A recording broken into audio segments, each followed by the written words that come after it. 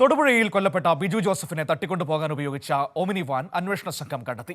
ഒന്നാം പ്രതി ജോമോന്റെ ഭാര്യയുടെ ചികിത്സയുടെ ആവശ്യത്തിന് എന്ന് പറഞ്ഞാണ് വാഹനം കൊണ്ടുപോയതെന്നാണ് വാഹന ഉടമ സിജോ കൈരളി ന്യൂസിനോട് പറഞ്ഞത്.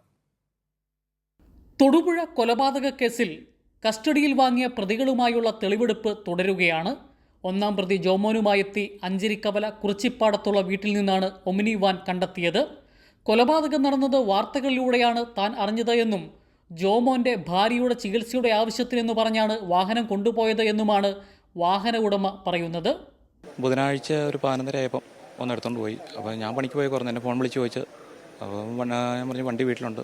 അപ്പോൾ ആശുപത്രി പോകാൻ പറഞ്ഞപ്പോൾ നിങ്ങളുടെ വണ്ടി എന്തെന്ന് ചോദിച്ചാൽ പറഞ്ഞ് പിക്കപ്പും വിങ്ങറും ഉള്ളൂ, അപ്പോൾ അതുകൊണ്ട് പോക്ക് നടക്കില്ല എന്ന് പറയും. അപ്പോൾ ഒരു ഹോസ്പിറ്റൽ കേസായിട്ട് ഞാൻ പറഞ്ഞു അത് വണ്ടി എടുത്തുകൊണ്ട് പോയി വീട്ടിലുണ്ടെന്ന് പറഞ്ഞു. എടുത്തുകൊണ്ട് പോയി. അത് കഴിഞ്ഞിട്ട് വ്യാഴാഴ്ച രാവിലെ ഒരു 8:30 കഴിഞ്ഞപ്പോൾ ഞാൻ വിളിച്ചു, വണ്ടി കൊണ്ടുവരാത്തതിനാന്ന് ചോദിച്ചു.